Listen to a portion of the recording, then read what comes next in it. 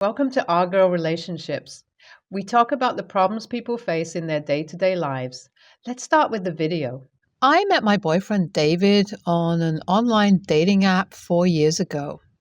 He had just moved to the USA for college and had joined the dating app I was on to make friends and to find himself a guide to show him around the city. David and I were very different from the get go. We not only had a small language barrier, but likes and dislikes were very different too. What actually attracted me was his sense of humor, his kindness, and what I thought was his genuineness, honesty, and simplicity. Who knew, though, the same man who I thought was this great person was also a master liar? Well, I didn't. That's why I've reached this point where I'm practically stranded in a country that I have absolutely no idea about. Back to the basics, though. As I mentioned earlier, David and I have been dating for about 4 years. In these 4 years, it's just been David visiting back his home country. I'm obviously not going to mention the name of the country, but yeah, he made trips to his home state every other year. I had always known that David's family was pretty strict and conservative, so I never pressed him to take me with him. My family being the complete opposite to that. They've met them multiple times, and so far they've loved him. Well, our 5-year anniversary is soon approaching, and I felt extremely excited for it. My excitement only increased once David told me that he has planned this elaborate, dreamy-sounding getaway for an entire week. I was in love with that idea and started packing for it months in advance. We talked and talked about it for hours. We made plans on what to do, where to go, and all the memories we were planning to make. My excitement increased with each day passing by, and eventually, the day that we're about to board the flight arrives. Everything seemed as fine as it possibly could. David had no sign of anxiousness, stress, or even guilt on his face. The fact that he was talking about how excited he was to spend some alone time on this trip, till the moment we got off the plane, honestly puts me in a shock till now. Well, being blind to what's actually happening in the background, I'm still very excited and honestly tired the moment we land. I'm just wanting to get to our hotel room, but wouldn't you guys guess? This is the moment where David thinks it is best to drop this nuclear bombshell on me. It's the moment as the flight lands and we're out waiting for what I'm assuming is a cab driver. Nope. That cab isn't what we're greeted by. We're greeted by this huge group of people. There's at least 7 of them. I'm absolutely shocked, and my inner social anxiety is just desperately hoping that it's a misunderstanding. Unfortunately, it isn't, because they all eventually walk up to David, hug him as tightly as they possibly can, and give me this look as if I'm some alien. My anxiety is through the roof at this point, and I'm just looking at David for answers. It's only after his long greeting ceremony, which felt like an eternity, that he tells me that it's none other than his family. I'm absolutely dumbfounded. My anxiety is through the roof at this point, and things are just feel like they're slipping away as David continues to talk to his family in a language I can barely understand. It is there I realize that this man had not only lied to me about his home state, but also his native tongue. Well, thankfully though, even with all the death glares from David's family, I was allowed to live inside their house. I was so shocked at this change of plans that I legit could not get myself to argue or do anything. So I just went with whatever I had the easiest access to, and that was following David at his parents' place. The place was huge, and David and I were immediately given 2 different rooms. I was flabbergasted. I felt like I was put into some high school camping trip instead of a romantic getaway. Once again, though, having no options, I stayed quiet. It is at this point David began avoiding me. He would either reply to me with short answers or avoid me completely altogether. His family almost always gave me funny looks. Almost no one understood English there except for like 2 out of the 7 people who too never spoke to me, except for when they wanted to ask me questions about the USA. The plans of a week-long getaway extended to 2 weeks. It started to feel like a nightmare. The trip seemed never-ending. I was receiving no answers from David, and eventually I reached my breaking point. Yesterday, I blew up at David in front of his family itself, telling him how scammed I feel and how wrong it was of him to do whatever he had been doing. All of a sudden, all these people started yelling at me while David tried to calm us all down. I understood no one, except for the 2 people speaking English telling me that they felt the same way about me as I did about them. I was done. I was no longer scared about my safety. I just knew I needed to get out of this house because if I stayed there a moment longer, I'd lose my sanity. So I packed my bags in rage and with my absolute broken English, thankfully was able to find a room. My phone started blowing up nonstop from David ever since. He kept apologizing to me, telling me that he needed a chance to speak to me, and me being in the rage I was in, told him that I wanted to do nothing with him. I've blocked him ever since and have booked myself tickets back home. Ever since then, though, he's tried reaching out to me through my family who keep trying to convince me to stay back and hear him out. I have absolutely no interest in any of that, though. I honestly feel like this experience has given me some sort of trauma. It also feels like it's just the beginning of it. What should I do here? Is it really my mistake? AITA? There's not a lot to update currently, but I finally landed back home, and calling this a bliss would really be an understatement because I'm finally feeling like I fit in. I've spent the past week working from home while staying with a friend of mine as I feel too drained to go outside the house. David has not stopped attempting to contact me through my family and our mutual friends under the pretext that we've just had a misunderstanding and I refuse to talk to him because of that. It's all starting to piss me off now and it's putting me in shock. This man has absolutely no accountability. Even with his attempts to reconcile, I can't get myself to lend my hand out because I just feel like I can't trust him anymore, and no amount of explanation will ever do it for me. Even his attempts have started to feel fake to me. It's like even though I don't have the answers as to why he did what he did, I can't get myself to accept it. It's sort of all starting to weigh on me and make me feel guilty because after all, we've been together for such a long time. Am I really wrong for feeling this way? I finally decided to unblock David's contact and meet him up because my family wouldn't stop pressuring me over it all, even after I told them about everything that happened.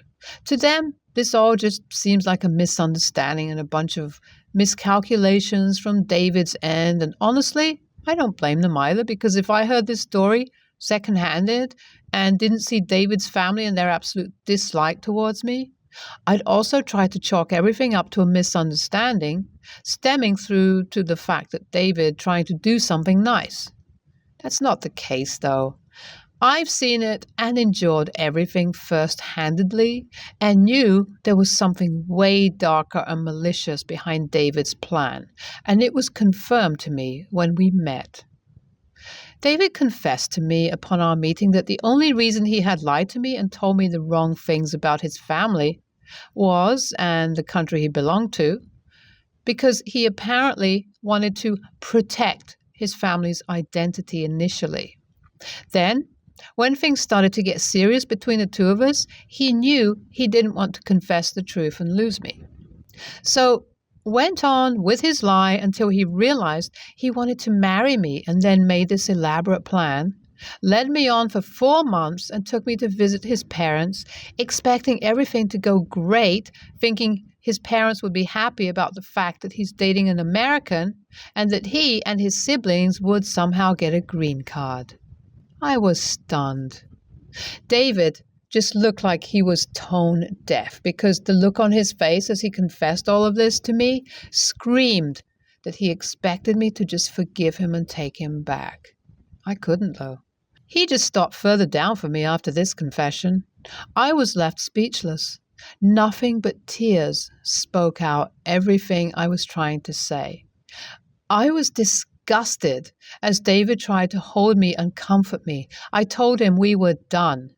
He then had the audacity to follow me as I started walking towards my car. I threatened him with a restraining order, telling him to stay away from me and my family. The saddened look on both of our faces was heartbreaking, but I knew he and I both needed to learn this lesson. My parents once again aren't happy with my decision, but I've also put them into their place this time by letting them know that they were free to take in David as their son if they were so disappointed in me. I guess my rage told him exactly how angry I was because they've left me alone ever since about the situation. I moved out of the apartment David and I used to share today. David moved out of the apartment and back to his home country long ago because apparently he had nothing to lose. From what our mutual friends had told me, he had his job and position transferred back to his home country and was planning to explore. Well, that was yet another one of his horrible lies, as it didn't take him longer than a month to update his Facebook status from single to engaged. Yes, the same man who left the USA to explore himself got engaged. I suspect it's some girl his parents found for him, I'm not sure. This definitely has caused a huge rift between our friends, his friends, and him, and apparently he's no longer welcome back to them. I don't care about all that, though. I'm just glad that I dodged this major bullet because I know for a fact that if he had it in him to pull something like this now, I can only imagine the things he might have done before and would do if I continued to give him a chance. As much as it all still feels unreal, I've started moving on. Thank you all for coming on this journey with me. NTA. I totally saw the citizenship angle coming even before OP even posted the update. It seems like something is very wrong with this guy. Either he's really stupid or a whole mastermind. Regardless of what it is, I'm glad OP did not stick around to find out. NTA. Good on putting your parents in their place about David because they seemed almost obsessed with him. I wonder what they had to say after OP found out about his engagement. OP's reply. Absolutely nothing. They've been quiet and have gotten even quieter after I've told them about his engagement. It's of no surprise that their lack of response is out of shame, guilt, and shock.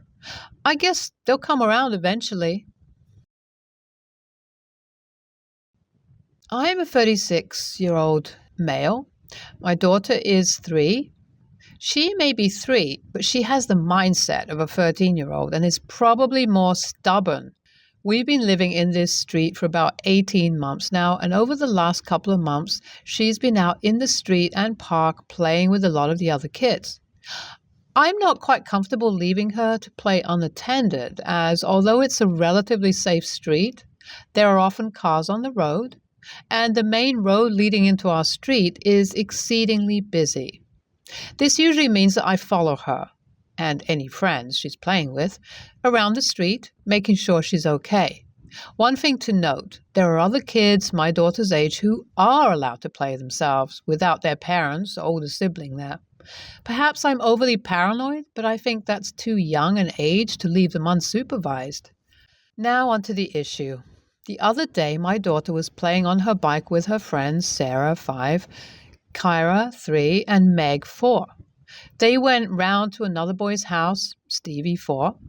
I don't claim to understand the full relationship dynamics at play, but the kids all dumped their bikes on the street, and Sarah went up to the front door and opened it, leading the group inside. I told my daughter to not go until she had asked, as I don't know these parents that well myself, which caused Sarah to ask me why not. I said it was a little rude, try not to be too OTT, as she's not my kid, without asking, which she ignored and went inside anyway. The parent in question came out and said it was fine, and that indeed it was an open door policy on the street. It may be a bit uncomfortable that we have multiple groups of kids, including unattended 3-year-olds, wandering in and out of houses. Today, I feel like a line was crossed. I work from home, often listening to music and such while I do. My wife works away from home, and my daughter goes to nursery, but on this day, my mother picks her up and gives her dinner, etc. I was home alone, and at around 3:30, I come downstairs to make a cup of tea, to find Meg in the living room going through my daughter's toy box with the door wide open. I keep my cool, but lead her back round the road to her house. Her mom answers when I knock, and I explain what happened. She tries to laugh it off as happened in the previous encounter, but I say that I'm not okay with it and that I think it's unsafe for everyone involved. She says that I just don't get it because I'm one of the newer parents and that I wasn't to worry. She'd spread the word to make sure my daughter didn't get in anyone's house. She shut the door after that. That is absolutely not the outcome I was seeking. I'm happy for her to go to her friends' houses, just not in this haphazard way that seems to be happening now. My wife does support me for what that's worth. I don't want to impact my daughter's social circle, but maybe Meg's mom was right. AITA for being the only parent with an issue with this behavior? NTA, this is incredibly unsafe. Most children aren't abused by random evil strangers, but by acquaintances or family. You don't know who is in these people's homes. NTA, especially in this day and age, you don't want to find yourself as a man alone with somebody else's child. Too many things you may be accused of. That's beside the point of it, just being weird to randomly walk into the house of people you know without them being there. You were upstairs, after all. What does this teach those kids? And then there's the risk of people thinking kids are away, let's do a couple workout together, to suddenly be facing your neighbor's kid in whatever spot you decided was sufficiently horizontal. This is about my oldest sister, Beth, 43 female. She's the oldest in our family, and I, 32 female, am the youngest. 10 years ago, I learned I was pregnant for the first time. It was a little unexpected, but my husband and I were so excited, and we told our families. Beth was a mom of 2 at the time. 2 days after my first US, I started bleeding heavily. Ended up passing out and discovered I had lost the baby. I called and told my family. My parents and siblings decided to come and see me. While I was on the phone with Beth, she told me she was pregnant and wanted to tell everyone to make the bad news easier. And would I prefer for her to wait until they had left the hospital, or would I like her to say it there?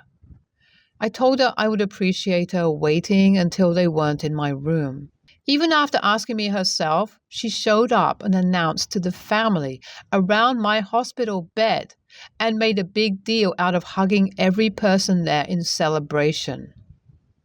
The rest of the family looked shell-shocked, and our sister closest in age to me, Chloe, asked if I was okay and asked if I wanted them to kick her out.